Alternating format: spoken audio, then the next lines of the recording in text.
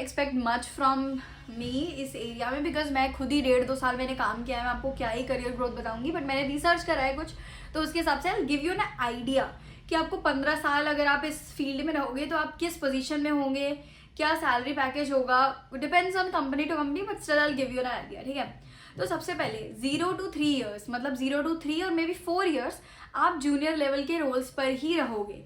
ठीक है, depends on company to company. लोग जल्दी प्रोसीड भी कर जाते हैं, बट 4 साल तक तो यू लर्न.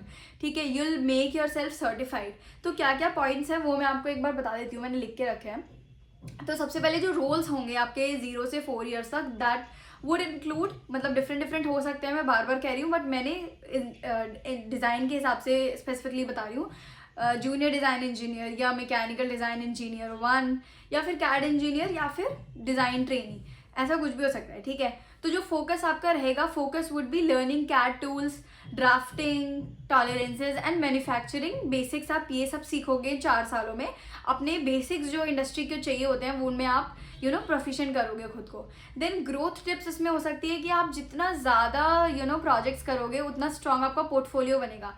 तो maintain a big resume, very powerful resume and portfolio. Then उसके बाद अपने आप को सर्टिफाइड करो either one of these tools, जैसे कि सॉलिडवर्क्स हो गया, कैटिया हो गया, क्रियो हो गया, या एंसिस हो गया. इसमें एक में तो आपको अपने आप को सर्टिफाइड करना ही है, ताकि पीपल कैन ट्रस्ट यू कि हाँ आपको इस चीज़ में ये तो आता ही आता है.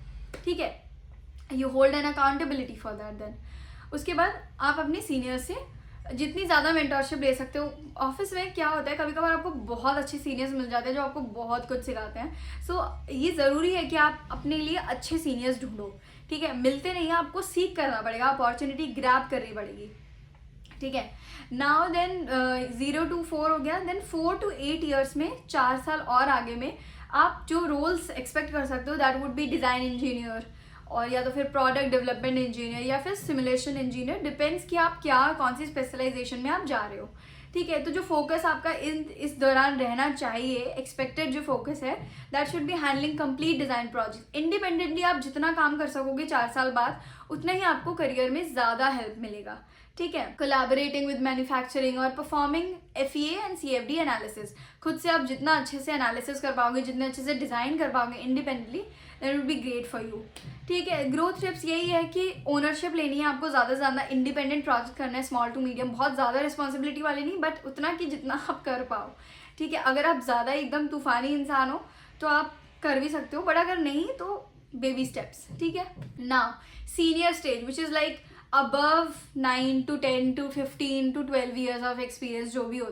ठीक है, उसमें the roles you can expect है senior design engineer, lead design engineer, lead engineer, project manager. ठीक है, अब now it depends company to company, person to person.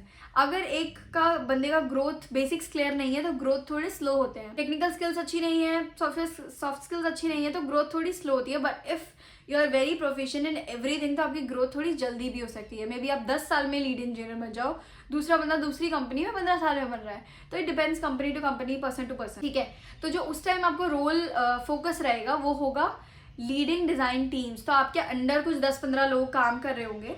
ठीक है, उनको आप सिखाओगे चीज़ें कि मतलब ऑब्वियसली आपको 15 साल बाद या 12 साल बाद कुछ तो आता होगा ना, तो आप वो अपना नॉलेज शेयर करोगे.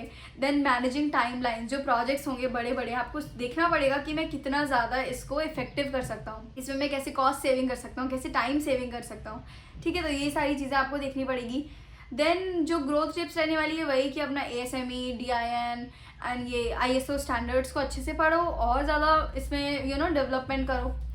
देन आता है हमारा leadership and specialist stage which is above like 15 years plus 15. ठीक है, उसमें जो रोल्स रहने वाले हैं that is going to be design manager, R&D manager, और चीफ इंजीनियर, और टेक्निकल स्पेशलिस्ट. डिफरेंट टाइप के स्पेशलिस्ट, मतलब यहाँ पर आप पीपल वुड एक्सपेक्ट कि आपको सब कुछ आना चाहिए. आपको 15 साल या 20 साल हो चुके हैं एक इंडस्ट्री में, आपसे जो पूछेंगे आपको पता होना चाहिए, और आपको पता होना भी चाहिए. ऐसा नहीं है कि सब कुछ ही पता होना चाहिए, बट पता होना चाहिए. ठीक है, you know what I mean, पता होना चाहिए आपको, क्योंकि योर पीपल आपको 1 से 15 साल का जिनको एक्सपीरियंस है, सब आप ही उनको लुकअप कर रहे हो, मतलब वो ही आपको लुकअप कर रहे हैं, तो यू शुड नो एवरीथिंग. ठीक है, इसमें ग्रोथ टिप्स क्या हो सकती है ठीक है, देखो मैं ये नहीं बोल रही कि आप 20 साल बाद जाके MBA करो, बट MBA आप पहले भी कर सकते हो if you are interested, but I am not going to talk about MBA here, क्योंकि उसके बारे में तो मुझे बिल्कुल भी कोई जानकारी नहीं है, तो मैं नहीं बात करने वाली।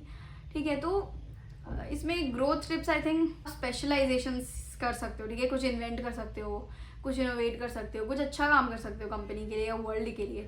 Think globally now, not in terms of सिर्फ पर्सनली, थिंक ग्लोबली। अगर आप 20 साल से एक प्रोफेशन में हो तो ठीक है। That's it for career growth. Now we are going to talk about different future of mechanical. उसके बाद मैं स्पेशलाइजेशन से एक बार बता दूंगी and will just end this video.